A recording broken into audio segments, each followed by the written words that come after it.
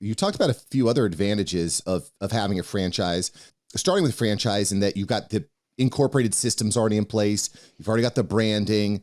You've got some economies of scale as you can kind of split in on the supply of items.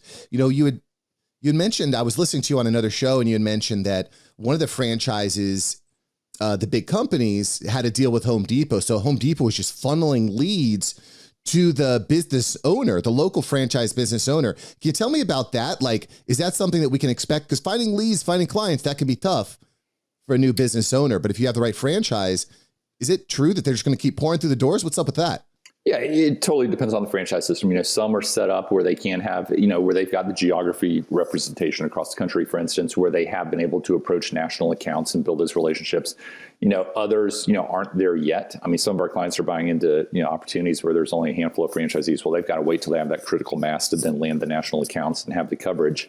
But that can be a huge opportunity, is that, kind of more organic lead generation where, in some cases it's repeat business. I was talking with a client in Minneapolis this morning, and we were talking about an opportunity where, if he steps into it, he's already got about $200,000 in annual recurring revenue as part of a book of business that he's stepping into. And that's not always the case. I won't say that's the expectation, but that is definitely a nice to have, when that exists. And if nothing else, you've got case studies. I mean, you go in and, it may be an industry where brand recognition isn't as important, but you've got case studies.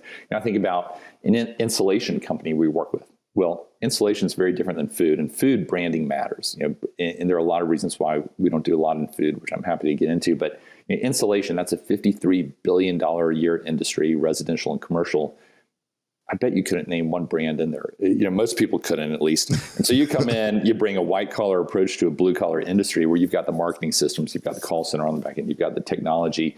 I mean, the bar is pretty low in an industry like that to be able to come in and, somewhat disrupt it, with a good franchise system.